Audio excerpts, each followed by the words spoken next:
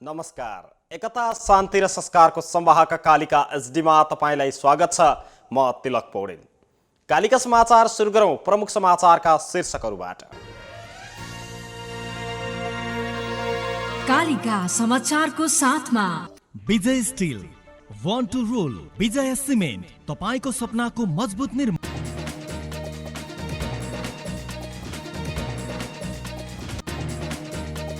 नेपालमा एकै दिन अहिलेसम्मकै धेरै 1454 जनामा कोरोना संक्रमण पुष्टि। संक्रमितको संख्या 51900 नाग्यो।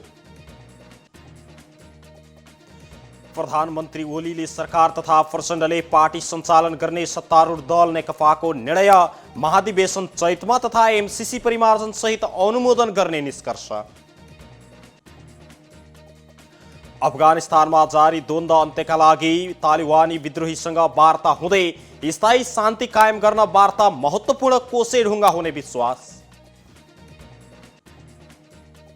र चेल्सीका नयाँ अनुबन्धित खेलाडीहरू ब्राइटन विरुद्धको खेलमा सहभागी नहुने।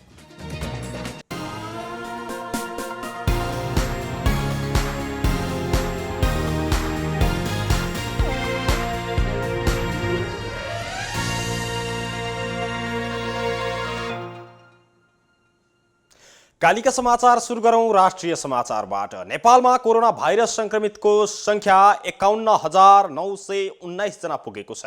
गएको 24 घण्टामा 1454 जनामा कोरोना भाइरसको संक्रमण पुष्टि भएसँगै संक्रमितको संख्या 51919 जना पुगेको स्वास्थ्य तथा जनसङ्ख्या मन्त्रालयका प्रवक्ता डाक्टर जागेश्वर गौतमले जानकारी दिनुभएको छ।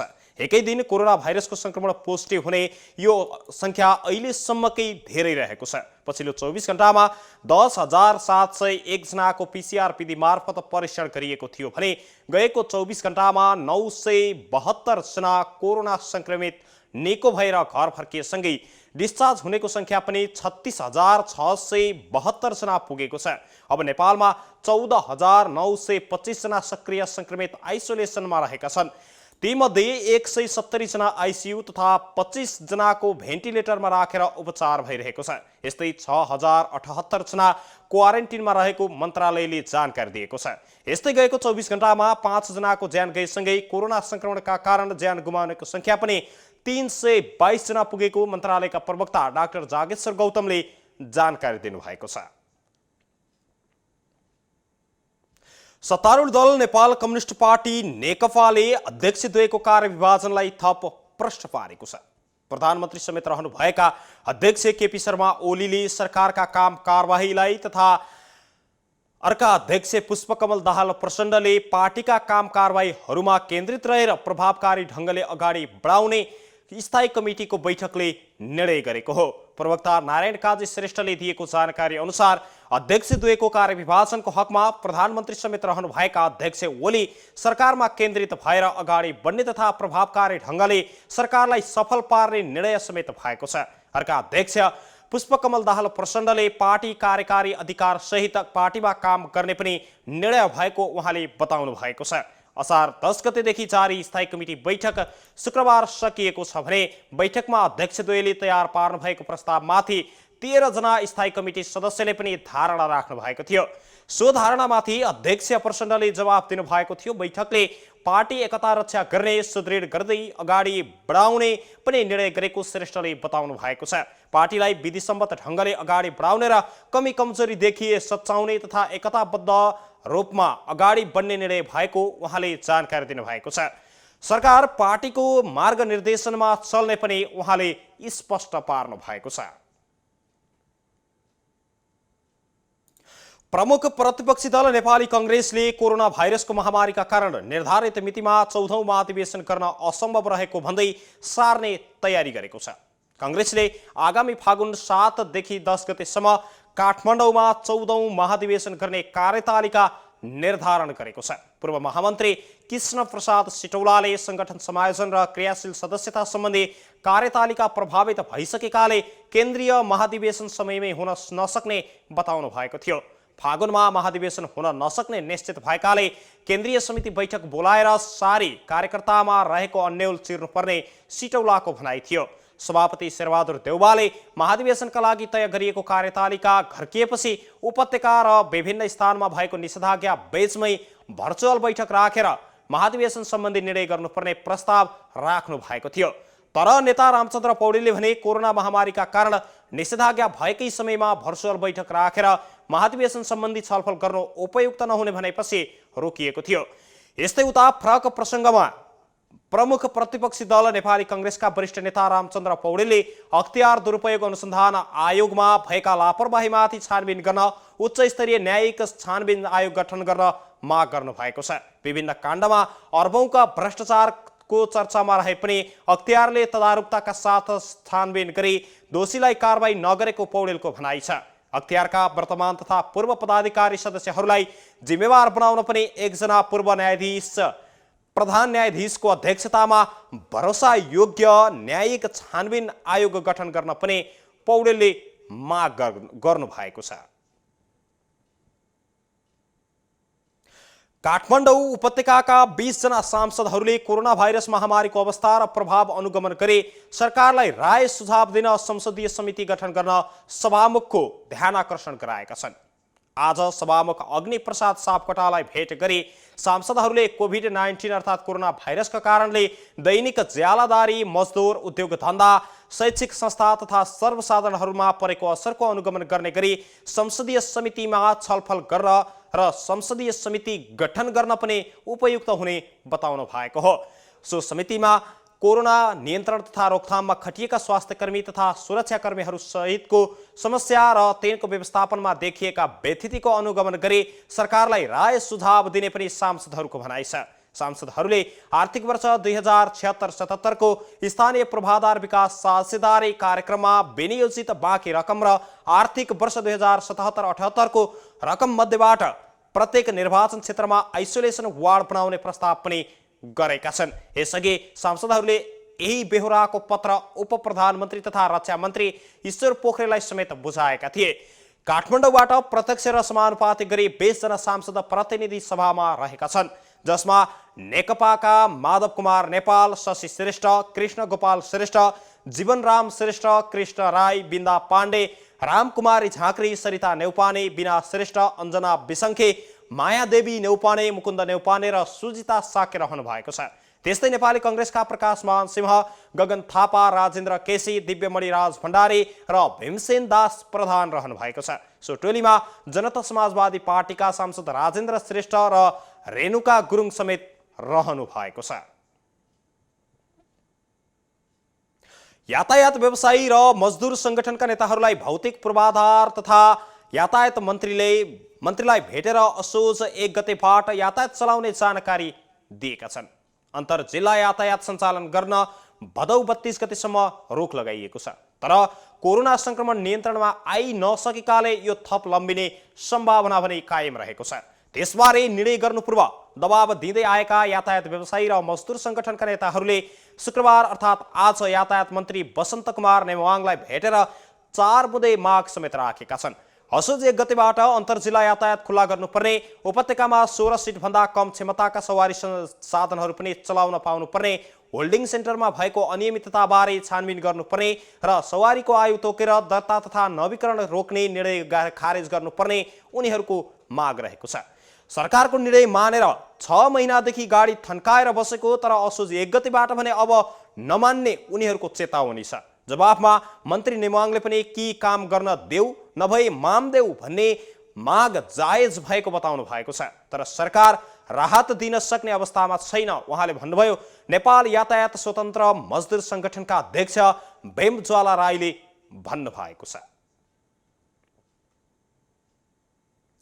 नेपालमा क्षति पुर्याउन सक्ने खालका 47 वटा हिमतालहरू फुट्न सक्ने खतरामा रहेको पाइएको छ। अन्तर्राष्ट्रिय एकीकृत पर्वतीय विकास केन्द्र इसिमोडले हालै गरेको अध्ययनमा नेपालमा 21 वटा, तिब्बतमा 25 वटा र भारतमा 1 ताल फुट्न सक्ने जोखिममा रहेको देखिएको इसिमोडले जानकारी दिएको छ। ती ताल फुटेमा नेपालका नदीमा बाढी आउँछ र खतरामा रहेका 47 मध्ये नेपालको चोच रोल्पा ताल तथा इम्जा हिमताल सबैभन्दा बढी सम्भावित खतरनाक रहेको पनि इसिमोडले जनाएको छ। 47 मध्ये 42वटा हिमताल कोशी नदी तथा बेसिनका रहेको बताइएको छ। यस्तै 3वटा गण्डकी र 2वटा कर्णाली बेसिनका रहेको इसी मोडले जनाएको छ। अध्ययनका क्रममा कोशी गण्डकी र कर्णाली नदी बेसिनमा 3624वटा हिमताल पाइएका छन्। तालहरूको विशेषता एवं तालहरूको प्राकृतिक बाँध, स्रोत, हिमतालको गतिविधि तथा वरिपरिको अवस्थालाई अध्ययन गरिएको प्रतिवेदनमा उल्लेख गरिएको छ।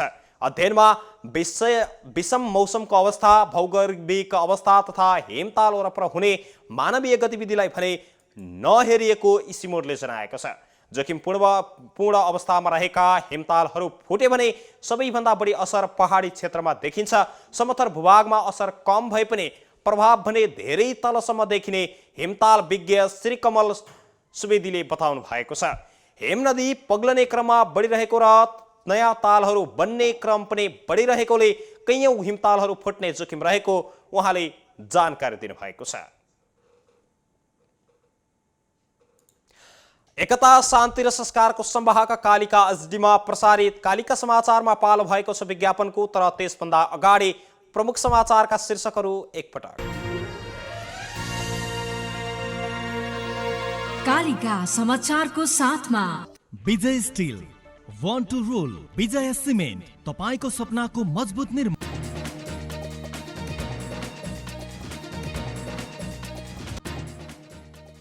नेपालमा एकै दिन अहिलेसम्मकै धेरै 1454 जनामा कोरोना संक्रमण पुष्टि। संक्रमितको संख्या 51,900 नाग्यो। प्रधानमन्त्रीले सरकार तथा प्रचण्डले पार्टी सञ्चालन गर्ने सत्तारूढ दल नेकपाको निर्णय। महाधिवेशन चैत तथा एमसीसी परिमार्जन सहित अनुमोदन गर्ने निष्कर्ष। अफगानिस्तानमा जारी द्वन्द्व अन्त्यका लागि तालिबानी विद्रोहीसँग वार्ता हुँदै स्थायी शान्ति कायम गर्न वार्ता महत्त्वपूर्ण कोसै ढुङ्गा हुने विश्वास। र चेल्सीका नयाँ अनुबन्धित खेलाडीहरू ब्राइटन विरुद्धको खेलमा सहभागी नहुने।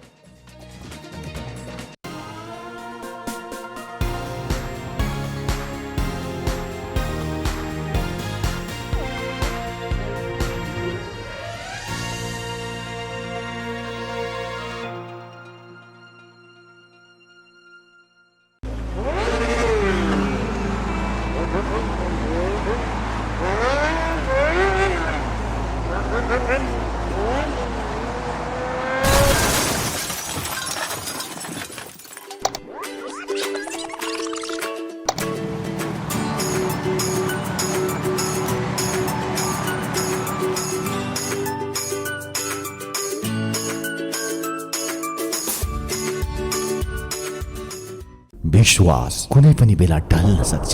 अब हामीलाई चाहिन्छ यस्तो आधार जसको मजबुतीले वर्षौं वर्षसम्म हामीलाई विश्वास दिलाओस्। पूर्णतया मजबुतीको अनि विश्वस्त जिन्दगीको मास्टर बिल्डर ओपीसी सिमेन्ट, जसको हरेक कणले बोकेको छ पूर्णतया मजबुती। विजय सिमेन्टको master builder OPC cement, building your future.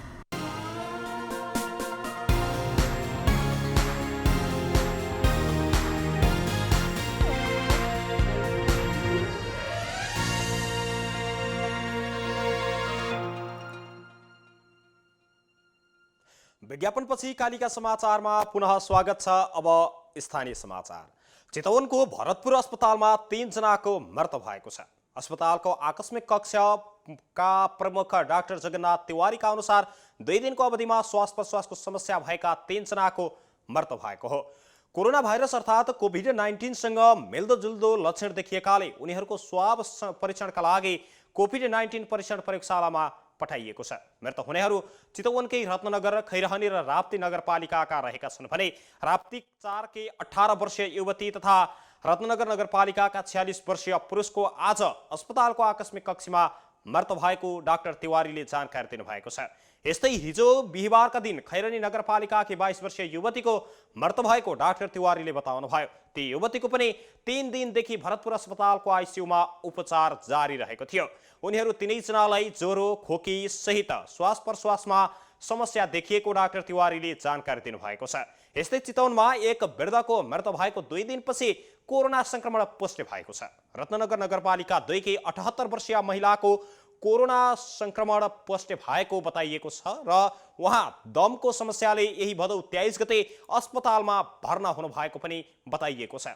अस्पतालमा भर्ना हुने क्रममा कोभिड सघन उपचार कक्षमा मृत्यु भएको थियो। मृत्यु भएकी वृद्धाको शव अर्थात् वृद्धाको आज मात्रै कोरोना संक्रमण पुष्टि भएको पुरानो मेडिकल कलेज चितवनले जानकारी दिएको छ। यो सँगै चितवनमा कोरोना संक्रमणबाट मृत्यु हुनेको संख्या 25 जना पुगेको छ। कालिका समाचारमा अब अर्थ समाचार।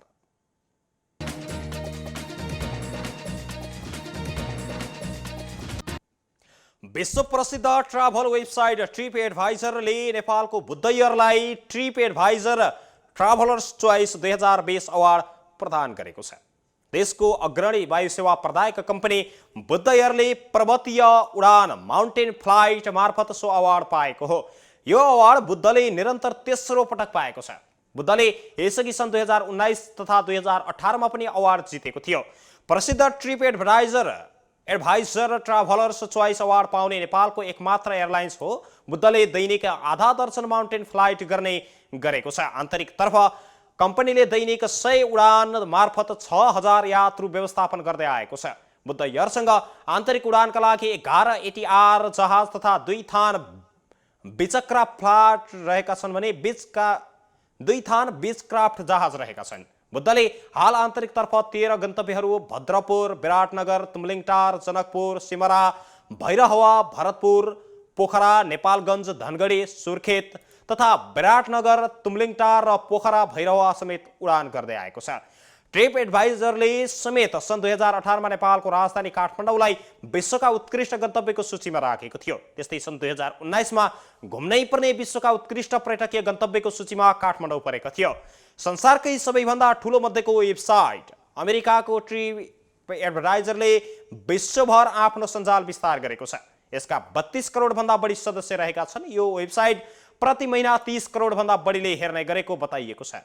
सन् 2000 मा अमेरिकामा स्थापना भएको ट्रिप एडभाइजरले पब्लिक कम्पनी रहेको छ भने यसले अमेरिका, युरोप, एसिया, अफ्रिका, मध्यपूर्व एसिया प्रशान्त क्षेत्रलाई विशेष गरी समेटेको छ। कालिका समाचारमा अब अन्तर्राष्ट्रिय समाचार। अफगान सरकार र विद्रोही तालिबानी लडाकु समूह बीच वार्ता हुने भएको छ। लामो समयदेखिको प्रयासपछि तालिबानी समूह बीच शनिबार अर्थात् भोलि कतारको दोहामा वार्ता हुन लागेको छ। वार्ता अघि तालिबानी लडाकुका 6 जना कैदी रिहा गरिएको अधिकारीहरूले जनाएका छन्। विभिन्न अफगान दलहरू बीचको यो महत्त्वपूर्ण र प्रत्यक्ष वार्ताले अफगानिस्तानमा स्थायी शान्ति कायम गर्न महत्त्वपूर्ण कोसेढुङ्गा हुने विश्वास लिएको विदेश मन्त्रालयले जानकारी दिएको छ। तालिबानी समूहले पनि सो वार्ता प्रक्रिया अगाडि बढ्न लागेको पुष्टि गर्दै इस्लामिक मूल्य र राष्ट्रिय हितका विभिन्न पक्षमा समान रूपमा छलफल हुने विश्वास लिएको जनाएको छ। स्थायी युद्धविरामका लागि भएको प्रयास सफल भई अफगानिस्तानमा लामो समयदेखि जारी हिंसा अन्त्य गर्न दलहरू सफल हुने विश्वास लिएको छ। गत फेब्रुअरीमा हुने भनिएको वार्ता अघि दुवै पक्षका कैदीबन्दी रिहा गर्ने विषयमा कुरा नमिल्दा वार्ता पछि धकेलिएको हो। सो सम्झौतामा तालिबानी लडाकुले आफ्नो नियन्त्रणमा रहेका 1000 अफगानी सैनिक रिहा गर्ने र सरकारले 5000 तालिबानी बन्दी रिहा गर्ने पनि उल्लेख गरिएको छ। कालिका समाचारमा अब खेल समाचार।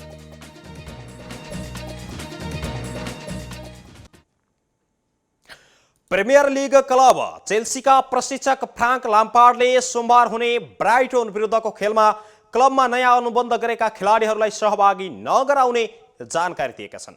उनले ब्राइटनसँगको खेलमा हाकिम जियाच थिएगो सिल्भा र बेन चिल्भेललाई नखेलाउने बताएका हुन्। नयाँ सिजनका लागि मोटो रकम खर्च गरेका ल्याम्पार्डले हाकिम चोटका कारण पहिलो खेल गुमाउने, यस्तै चिल्भेलले पनि पूर्ण रूपमा फिट नभइसकेको तथा सिल्भा टिममा अझै प्रशिक्षण नगरेकाले उनीहरूले पहिलो खेल नखेल्ने बताइएको छ। नयाँ सिजनका साबिक विजेता लिभरपुल र म्यान्चेस्टर सिटीलाई टक्कर दिनका लागि मोटो रकम खर्च गरेको चेल्सीमाथि यो सिजनमा निकै ठूलो दबाव समेत रहेको छ। चेल्सीबाट यो सिजनमा चेई हाभर्ट्ज र आफ्नै देशका टिमो बेर्नेरसँग खेल्नेछ भने हार्भर्टेजलाई 89 मिलियन पाउन्डमा ल्याएको हो भने वेर्नरलाई समेत 53 मिलियनमा भित्राएको छ। एकता शान्ति र संस्कारको संवाहक कालिका एचडीमा प्रसारित कालिका समाचारको अन्त्यमा अहिले प्रसारित प्रमुख समाचारका शीर्षकहरू पुनः एकपटक। कालिका समाचारको साथमा Vijay steel, one two role, Vijay cement, तपाईको सपनाको मजबुत निर्माण।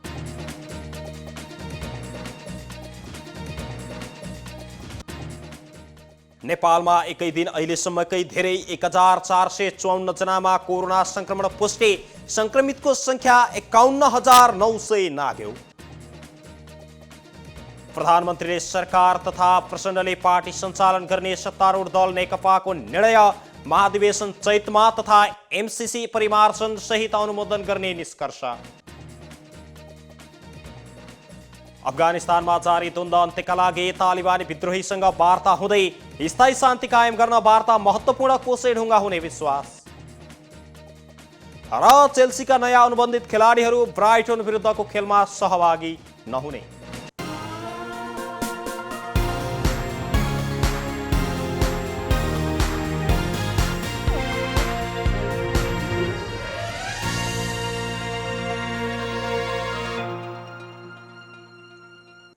एकता शान्ति र संस्कारको संवाहक कालिका एचडीमा प्रसारित कालिका समाचार अहिलेका लागि यति नै। हेर्दै गर्नुहोला कालिका एचडी। म तिलक पौडेल बिदा हुन्छु। नमस्कार।